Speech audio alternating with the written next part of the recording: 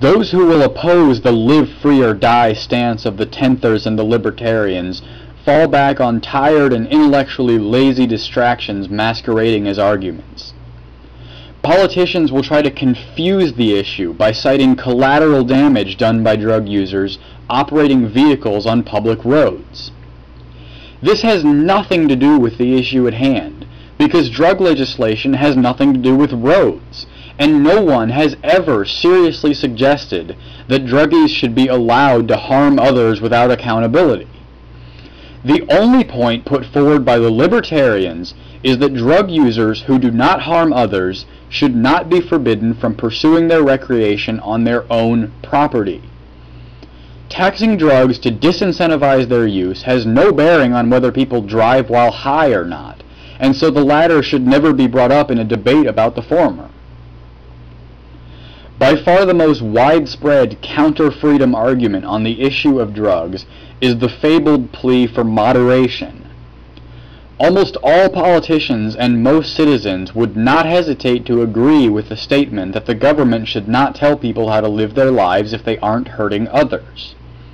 However, when that philosophy is taken to its logical conclusion of repealing all drug laws, the average congressman will retaliate with a criticism of, quote, absolutism, arguing that society should not take moral principles to extremes. It is impossible to exaggerate how intellectually void and utterly meaningless this is as a defense.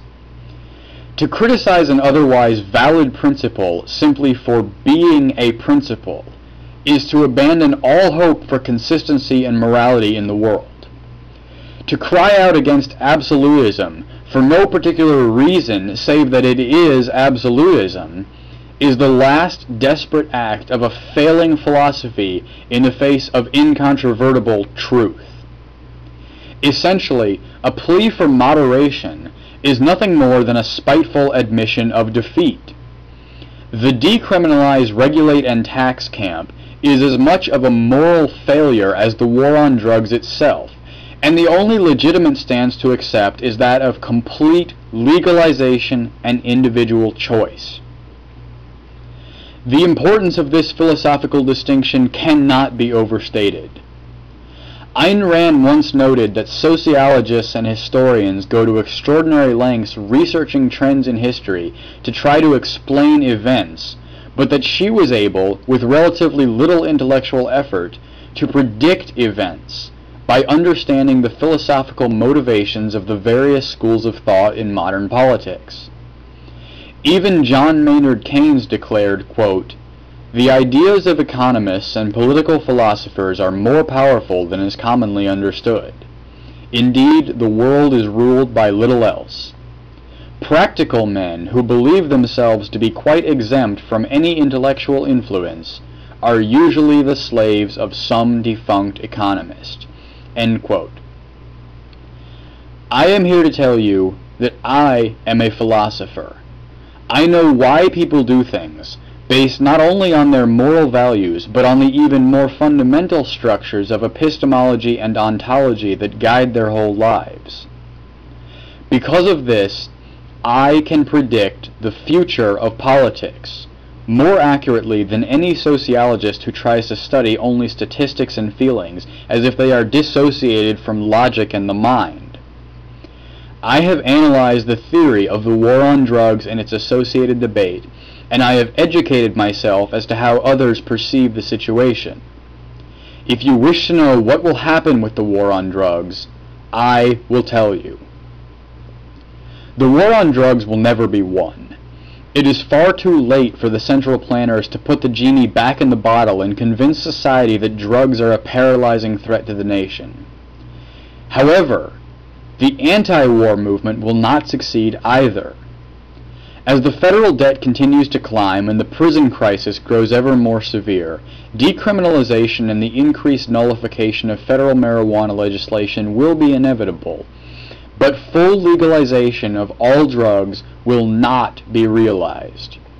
The efforts of Congressmen Ron Paul and Barney Frank to promote individual freedom will continue to make repealing drug laws a cool way for establishment politicians to appeal to younger voters.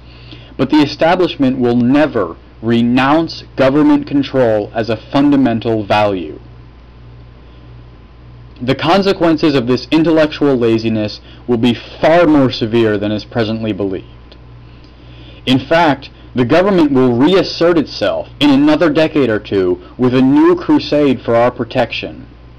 This post-war on drugs phenomenon will actually be more restrictive and affect more Americans than the current battle, because it will be excused as being more relevant to the functionality of society. The demon will be bad nutrition and health habits. The so-called fight against childhood obesity will merge with the campaigns to outlaw trans fat and excess salt consumption.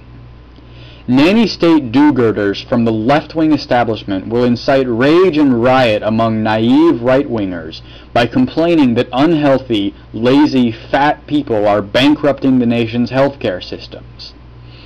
They will rally the false fiscal conservatives into an elitist fit and decry the unhealthy scum that pollutes our nation the same way illegal immigrants and the unemployed are resented by the dumber Republicans today. The same underlying principle of the government protecting individuals from the substances they choose to consume under the guise of promoting general health will lead to a far more disruptive and personally invasive institution than the war on drugs ever has. Granted, it is unlikely that 500,000 people will go to jail for eating too much salt, but they may be chastised regularly by public school officials. Restaurants will be forced to submit to periodic menu evaluations, and folks with a sweet tooth will be forced to pay high taxes to offset their own choices.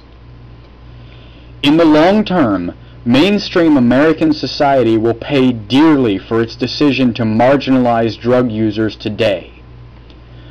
All tyranny and oppression begins with small groups who are easy to criticize and treat as plagues upon the larger national population.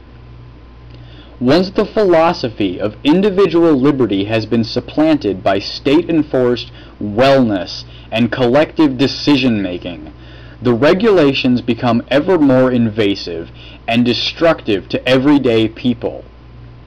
The transition from minor regulation of drug use to absolute Orwellian totalitarianism is merely one of degree, and the inherent nature of government is to gradually exploit whatever power is given to it more and more as time goes by. Thank you all for listening. I've got some procedural and promotional business to attend to tonight.